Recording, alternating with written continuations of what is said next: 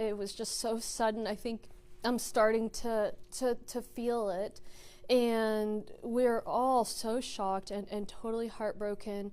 He was a public servant for so long, and so there's many, many colleagues that will be missing him, so many constituents, and of course, with the recent death of Congresswoman Jackson Lee, it's just brutal. I mean, I thought when he passed away, one of the thoughts I had was, let me call the Congresswoman and check and see how she's doing. And then I remembered. So, it's a really tough time for a lot of us, and the conversations I keep having is we'll just get through it together. I know that his constituents are also going through a lot, his family. So, on a personal note, I will miss him. He's somebody that I really loved and got to know well and worked with very well. And on a more official note, on behalf of the residents of Harris County, my deepest condolences to his family, in particular to his constituents, and especially the folks in the 18th Congressional District. They've been through a lot. Harris County's still here, and we'll be watching out for anything they need in the meantime. Yeah, you mentioned that you thought of Jackson Lee, and you are reflecting on your own relationship with the congressman. Can you talk to me a little bit about what it was like to lead the county by his side? Y'all have always had a great working relationship and personal relationship. Yeah, so obviously it started out as a little bit of a dance because, he'd been in politics a long time, much older, and I was an unknown quantity, and I was, 27, and he invited me to City Hall the day after the election, that morning. I probably went to sleep at 3 in the morning, got up at 7 to go meet with him, and very welcoming, very respectful, and we didn't have much time to get to know each other before we had to work with each other under difficult circumstances. Folks will remember that March was the ITC fire, and that went on for about a week. Worst fire a lot of firefighters have ever seen. And we did not have, as Harris County, the air monitoring capability. And so the mayor immediately lent us theirs. And we didn't always see eye to eye on things. During COVID, it was tough. There was not a playbook. We had to make the best decisions that we could based on incomplete information, and sometimes the best decision we each landed on was a little bit different, but we made it work. And we were really proud of the fact that the kind of running commentary in political circles is that the city, the mayor and the county judge don't get along. They never get along, and of course that's to the detriment of constituents. So we were very proud to be working together so closely, and we got a lot of things done. I know he was very proud. I was very proud about the reduction in homelessness. We reduced homelessness by 20% during the pandemic, and that number has stayed stable. And after we'd been working a while, after he left office, we stayed in touch. He always supported me. He always came to my defense whenever there were unfair attacks. I supported his campaigns and vice versa.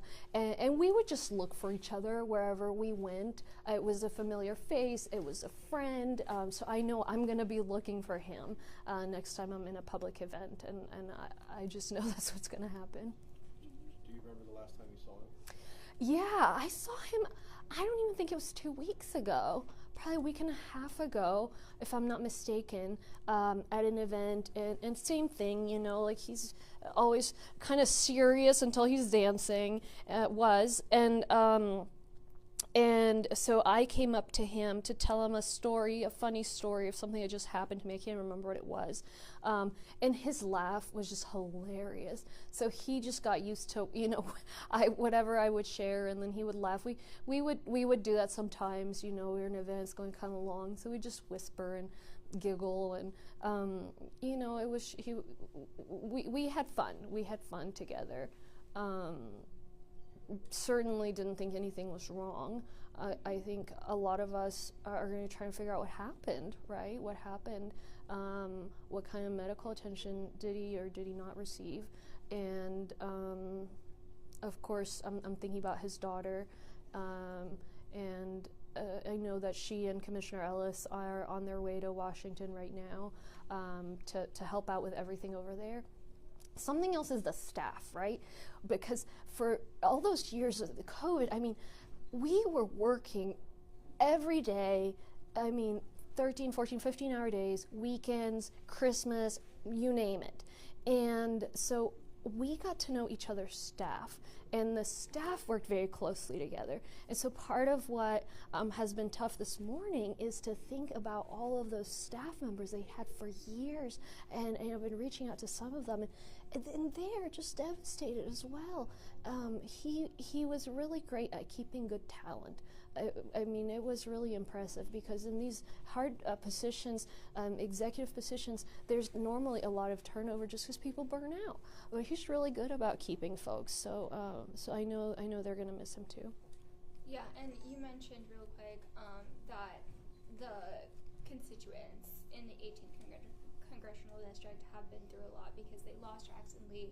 They've now lost Turner. What support are y'all extending over here at the county to his constituents, and how do you kind of see the path moving forward? I mean, it's unbelievable, and I think it's politically, of course, it's unfair for them to have these gaps in representation, but on a human level, it's just brutal. It's a district that has a lot of history, a lot of tight-knit communities. And so what we can do is, in terms of any immediate needs that they have, I mean, generally speaking, Harris County, particularly Commissioner Ellis's precinct overlaps with that district. We'll provide them any kind of direct services that they need that the city's not providing. The city is going to be there, we're going to be there. But, I know that our other colleagues at the congressional level are ready to step in if there's a need for advocacy, for support, and then if there's something that they need in terms of anything coming up. They're of course a center of our attention right now. There's something else that Mayor Turner and I really loved saying, and so we just kind of had it as a standard line whenever we were together, and it was that how amazing it was that he, a kid from Acres Homes, and then me, a kid who was an immigrant, ended up being the mayor and the county executive for such a large county and city. And we were really proud of that, and highlighting sort of our differences and our ability to get there and our ability to work together. So man, I just really sad I won't be able to use that line with him anymore.